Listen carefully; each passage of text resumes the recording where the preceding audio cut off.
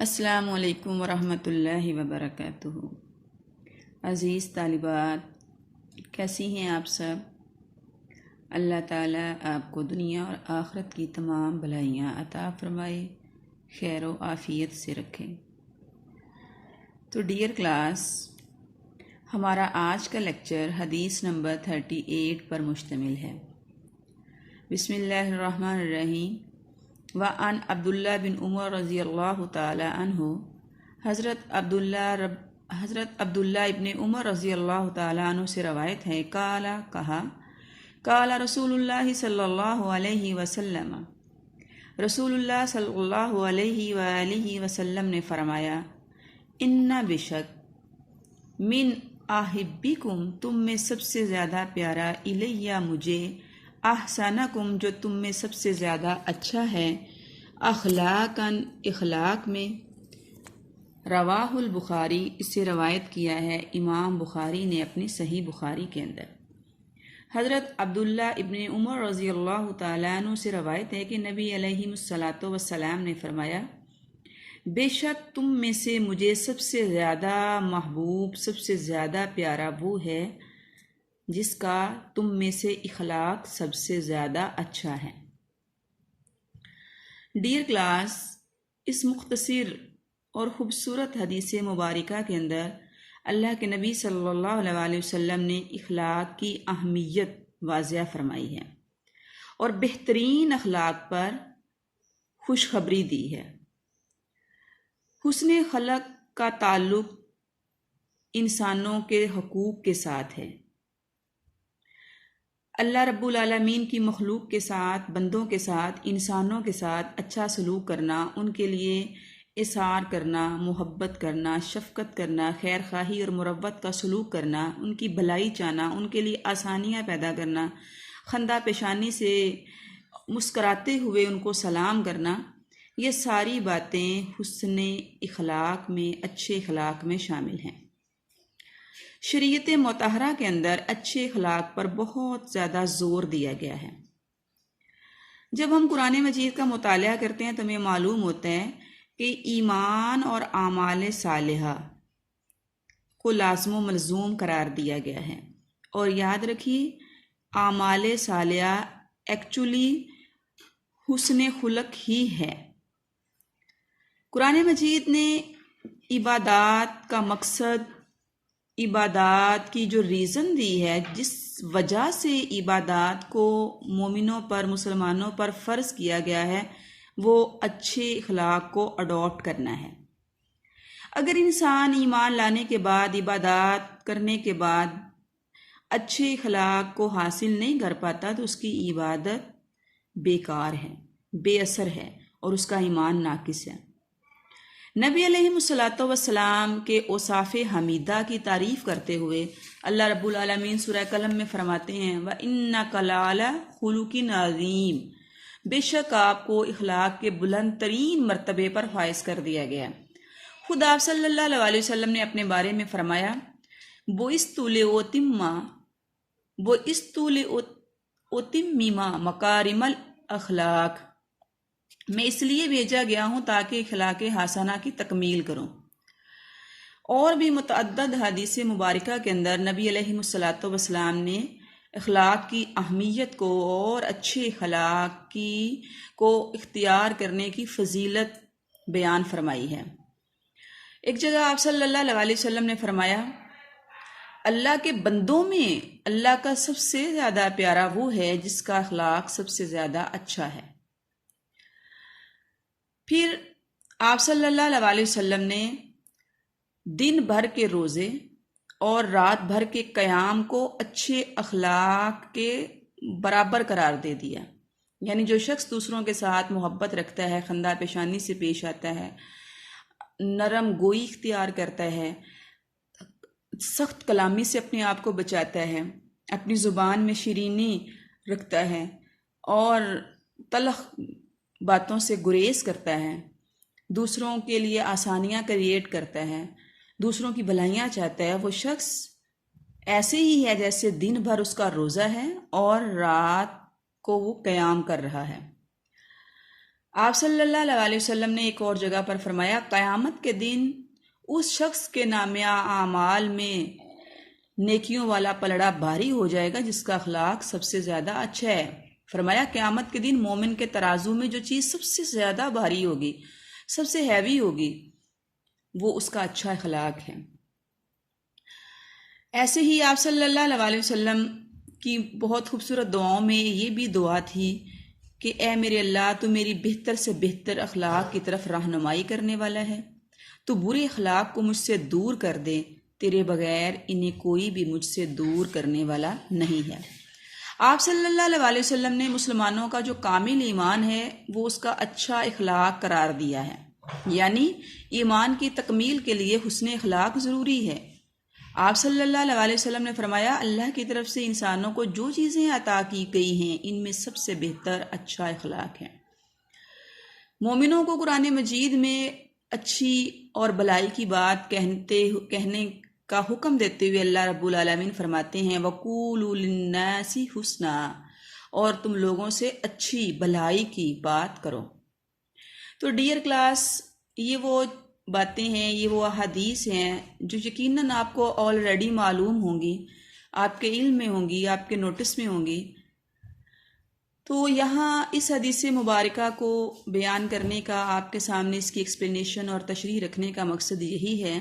کہ ہم اپنے حالات اور اپنے اعمال کا جائزہ لیں، اپنا محاسبہ کریں اور دیکھیں کہ ہمارے لوگوں کے ساتھ تعلقات میں، معاملات میں ہمارا طرز عمل، ہمارا سلوک اور رویہ کیا ہے۔ کیونکہ انسان اپنی تلخ کلامی، بدگوئی، فحش کلامی، دوسروں کے ساتھ سختی کا معاملہ کرنے سے اللہ کی رحمت سے محروم ہو جاتا ہے، اللہ کی بخشش سے محروم ہو جاتا ہے۔ وہ لوگوں کے اندر بھی کہہ لیں کہ اپنے مقام کو گرا لیتا ہے، اور وہ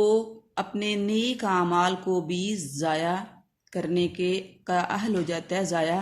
کروا بیٹھتا ہے۔ تو اللہ کا قرب عبادات کے ذریعے حاصل ہوتا ہے، اور یاد رکھیے عبادات جو ہیں وہ حسن خلق پیدا کرنے کا ذریعہ ہیں۔ اگر عبادات کے ذریعے اچھا اخلاق حاصل نہیں ہو پا رہا، اگر عبادات کے ذریعے اللہ کو یاد کرنے، ذکر اذکار، تلاوت، نوافل، فرض نماز ادا کرنے، روزہ وغیرہ کے بعد انسان کے دل میں نرمی نہیں آئی، انسان دوسروں کے ساتھ سنگ دلی کا اور سخت دل کا مظاہرہ کر رہا ہے، تو پھر اس کی یہ عبادات کوئی معنی اور اہمیت نہیں رکھتی۔ نبی علیہ الصلوۃ والسلام کے بے شمار ایسے ارشادات ہیں جس سے ہمیں یہ معلوم ہوتا ہے کہ اللہ کا پیارا وہی ہے جو اللہ کے بندوں کے ساتھ پیار رکھتا ہے اور جس کا اخلاق اللہ کے بندوں کے ساتھ بہترین ہے۔ تو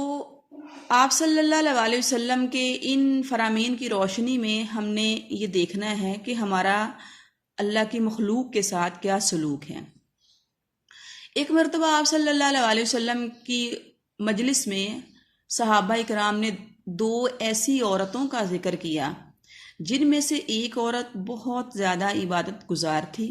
فرضی روزے رکھنے کے ساتھ ساتھ نفلی روزوں کا بھی اہتمام کرتی تھی، فرض نماز ادا کرنے کے ساتھ ساتھ وہ نوافل کا بھی اہتمام کرتی تھی، لیکن وہ عورت بہت زیادہ عبادات کے ساتھ ساتھ بد اخلاق تھے، لوگ اس سے دور بھاگتے تھے، اس کے ہمسائے اس سے تنگ تھے، اور اس کی تلخ کلامی کی وجہ سے لوگ اسے ناپسندیدہ قرار دیتے تھے۔ ایسی عورت کے تذکرہ پر آپ صلی اللہ علیہ وسلم نے فرمایا، فَهِيَ النَّارِ، یہ دوزخی ہے۔ اللہ کو اس کی عبادات اور اس کی نفل، ذکر اور تلاوت کی کوئی ضرورت نہیں، جبکہ ایک دوسری عورت کا تذکرہ کیا گیا جو صرف فرض عبادات ہی ادا کر پاتی تھی، فرضی روزے رکھتی تھی، رمضان کے سال بھر میں صرف 1 مہینے کے، اور دن کے اندر صرف پنجگانہ نماز ہی ادا کرتی تھی، اور زیادہ عبادات کا اہتمام، نوافل کا اہتمام نہیں کر سکتی تھی۔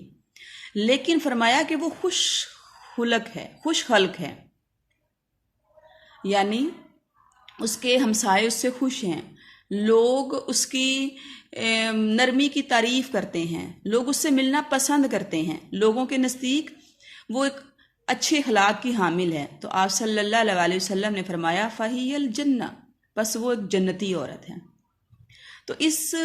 واقعہ سے آپ صلی اللہ علیہ وسلم کے زمانہ کے اندر ان دو عورتوں کے کردار سے ہمیں کیا سیکھنے کو ملا، کیا معلوم ہوا کہ اللہ رب العالمین نے جنت میں داخلے کو اچھی اخلاق کے ساتھ مشروط قرار دے دیا ہے۔ عبادات کے ساتھ ساتھ اگر انسان اپنے اخلاق کو بہتر نہیں کرتا، اپنی سختی کو دور نہیں کرتا، اپنے دل میں دوسروں کے لیے محبت، خلوص، اچھے گمان کو پیدا نہیں کرتا، دوسروں کے لیے اپنے دل کو نفرت، بدگمانی، حسد سے پاک نہیں کرتا، تو ان حالات میں اس کی جانے والی عبادات ہرگز بھی اس کو جنت کا مالک و وارث نہیں بنا سکتی۔ جبکہ مختصر اور فرضی ہی عبادات کے ساتھ انسان اچھے اخلاق کو اگر اڈاپٹ کر لیتا ہے اور وہ لوگوں کی نظروں میں پسندیدہ ہو جاتا ہے، تو اللہ رب العالمین اس کے اچھے اخلاق کی وجہ سے اس کی عبادات کو اپنی بارگاہ میں سندِ قبولیت عطا فرما دیتے ہیں اور بالآخر اس کو جنت کا مالک و وارث بنا دیتے ہیں۔ تو ڈیئر اسٹوڈینٹس، آئیے آج ہم اپنا محاسبہ کریں، اپنے اعمال کا جائزہ لیں، اپنے گھر والوں کے ساتھ، اپنے رشتہ داروں کے ساتھ، دوست احباب کے ساتھ، ملنے ملانے والوں کے ساتھ ہم کس طرز عمل کو اختیار کرتے ہیں۔ اگر وہ خوش اخلاقی پر مبنی ہے تو اللہ رب العالمین ہمیں اس پر استقامت عطا فرمائے اور مزید اپنے اخلاق میں بہتری لانے کی توفیق عطا فرمائے۔ اور اگر کسی طرح سے ہم بد اخلاقی کا مظاہرہ کر رہے ہیں، بدتمیزی کا مظاہرہ کر رہے ہیں، بد کلامی کو اختیار کیے ہوئے ہیں اور ہم لوگوں کے ساتھ میل جول اور میل ملاقات کے اندر کچھ منفی پہلو لیے ہوئے ہیں، تو فی الفور اس حدیث مبارکہ کو پڑھ لینے کے بعد اس سے کنارہ کشی اختیار کریں،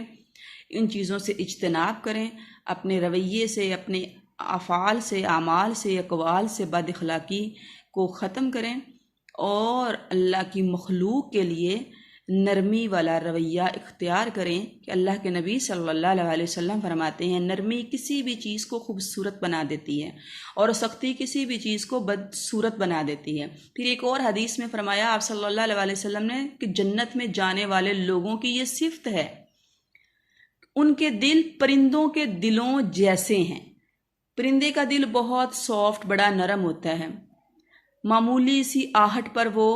گھبرا جاتا ہے۔ ایسے ہی جو مومن کا دل ہے وہ بھی اللہ کے ڈر اور اللہ کے خوف سے بھرا پڑا ہوتا ہے، نرم ہوتا ہے، بہت سافٹ ہوتا ہے اور دوسروں کا درد محسوس کرتا ہے، دوسروں کی تکلیف پہ بے چین ہو جاتا ہے، دوسروں کے لیے وہ نرمی اور آسانی چاہتا ہے۔ تو یہ اللہ کے نبی صلی اللہ علیہ وسلم نے ان لوگوں کی صفت بیان فرمائی ہے جن کو قیامت کے دن اللہ رب العالمین جنت میں داخل فرمائیں گے۔ اور فرمایا ایک اور جگہ پر فرمایا بدترین شخص وہ ہے، اللہ کی رحمت سے دور ہونے والا، جنت سے دور ہونے والا بد نصیب ترین شخص وہ ہے جس کی تلخ کلامی کی وجہ سے، جس کی سختی کی وجہ سے لوگ اس کو ملنا چھوڑ دیں۔ جب بھی لوگوں سے ملتا ہے ماتھے پہ تہوری چڑھائے ہوئے ہے،